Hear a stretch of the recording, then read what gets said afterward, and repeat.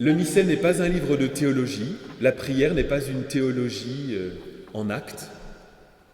Le missel, c'est un livre pour la prière, pour nous en donner les mots, les gestes. Et donc, l'Église le tient dans sa main et elle l'ouvre pour célébrer le mémorial de la mort et de la résurrection du Christ, c'est-à-dire Pâques.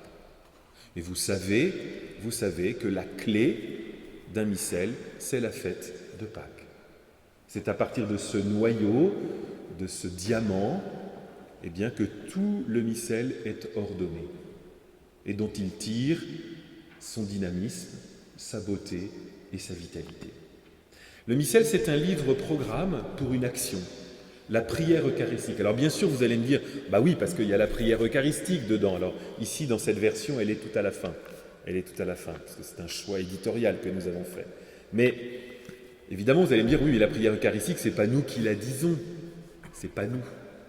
Bah oui, si vous pensez que la prière eucharistique commence à l'invitatoire de la préface et qu'elle s'achève par l'invitatoire de la communion. Depuis le Seigneur soit avec vous et avec votre esprit, etc., jusqu'à voici l'agneau de Dieu, heureux sommes-nous, heureux les invités au repas des noces de l'agneau. Non, la prière eucharistique, c'est toute la messe. C'est toute la messe. Depuis le signe de croix jusqu'à l'envoi. Comme l'a très bien redit tout à l'heure votre évêque, lorsque les diacres vous enverront en disant, eh bien, faites de toute votre vie la gloire de Dieu. Quel programme! Quel programme! Avec tout ce que cela comporte de défis pour nous, encore plus aujourd'hui. Mais voilà, c'est toute la prière eucharistique qui va faire que notre vie pourra devenir la gloire de Dieu.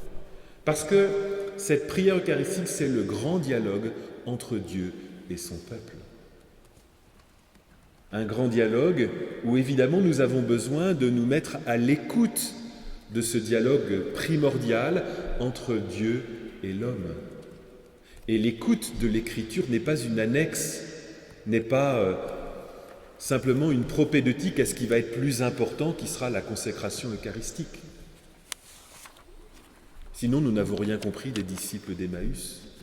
Quand les disciples d'Emmaüs reconnaissent Jésus à la fraction du pain, que disent-ils? Que disent-ils? Vous vous souvenez? Notre cœur n'était-il pas brûlant en nous, tandis qu'il nous parlait sur la route? Ils ne se mettent pas à genoux, ils ne disent pas « Oh, adorons !» Ils disent « Non, notre cœur n'était-il pas brûlant en nous ?» et puis repartons à Jérusalem. Allons faire authentifier notre foi par la communauté rassemblée.